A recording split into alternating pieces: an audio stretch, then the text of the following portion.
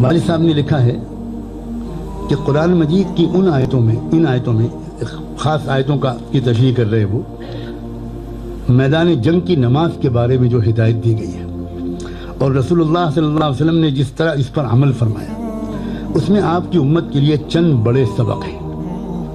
یہ تو آپ کے ذہن میں ہوگا کہ جنگ کے دوران اگر نماز کا وقت آ جاتا تو حضور کے زمانے میں ایک حکم دیا گیا کہ آدھے سپاہی حضور کے پیچھے نماز پڑھیں اور پورے ہتھیار لے کر، ڈیفنس والے ہتھیار بھی اور اٹیک والے ہتھیار بھی لے کر نماز پڑھیں، اور باقی لوگ مورچے پر رہیں اور یہ لوگ ایک رکعت پڑھیں۔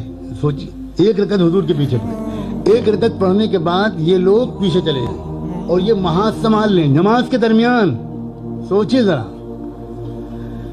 نماز کے درمیان مورچہ سنبھالیں، اور جن لوگوں نے اب تک مورچہ سنبھالا تھا وہ آئے اور دوسری رکعت میں حضور کے پیچھے نماز پڑھنے کی سعادت حاصل کر لیں۔ نہ نماز کو چھوڑنے کی اجازت دی گئی، نہ مورچے کو چھوڑنے کی اجازت دی گئی۔ یہ ہے اسلام کی بیلنس اپروچ۔ اس پر والد صاحب نے ہائی لائٹ کیا اس کو کہ میرے نزدیک پہلا اہم سبق یہ ہے کہ اللہ تعالیٰ نے اس عالم کو عالم اسباب بنایا ہے، اور ہمارے لیے جائز نہیں ہے کہ ہم توکل کا نام لے کر اسباب و تدابیر کی طرف سے غفلت برتیں۔ آپ بتاؤ what more anybody can say؟ اس سے زیادہ صاف لفظوں میں کیا کہا جا سکتا ہے؟ اگر اس کی ذرا بھی گنجائش ہوتی تو یہ حکم ہوتا کہ میدان جنگ میں بالکل اسی طرح نماز ادا کی جائے جس طرح مسجد نبوی میں ادا کی جاتی تھی، اور سارا لشکر حضور کی اقتداء میں نماز ادا کرے، اور یہ کہا جاتا کہ ہمیں کسی حفاظتی فکر اور تدبیر کی کوئی ضرورت نہیں، ہم نماز پڑھیں گے تو آسمان کے فرشتے ہماری حفاظت کریں گے۔ لیکن یہ حکم نہیں دیا گیا، بلکہ اسباب کی رعایت کرتے ہوئے جنگ کی ضرورت اور دفاع کی مصلحت سے نماز کا قانون بدل دیا گیا۔ نماز کے درمیان طویل نقل و حرکت کی اجازت دے دی گئی اور صراحت کے ساتھ حکم دیا گیا کہ مجاہدین اپنے پورے اسلحے سے مسلح ہو کر نماز میں شریک ہوں، وہ ہتھیار بھی لگے ہوئے ہوں جن سے دشمن پر حملہ کیا جاتا ہے، اور وہ بھی جو دشمن کے حملے سے بچاؤ کے لیے استعمال ہوتے ہیں۔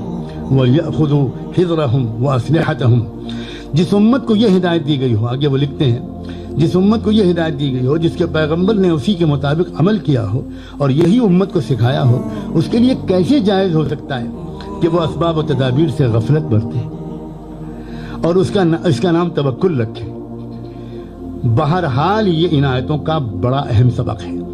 دوسرا اصولی سبق صلاۃ خوف کی اسی ہدایت سے یہ ملا کہ دنیا کے مادہ پرستوں کی طرح اسباب و تدابیر ہی کو سب کچھ نہ سمجھا جائے، بلکہ مناسب حد تک اسباب و تدابیر کا لحاظ کرتے ہوئے اللہ تعالیٰ کے ارادے اور مشیت ہی کو فیصلہ کن سمجھا جائے، اور اس کی نصرت اور رحمت کا استحقاق حاصل کرنے کی فکر و کوشش کو ہر چیز پر مقدم رکھا جائے۔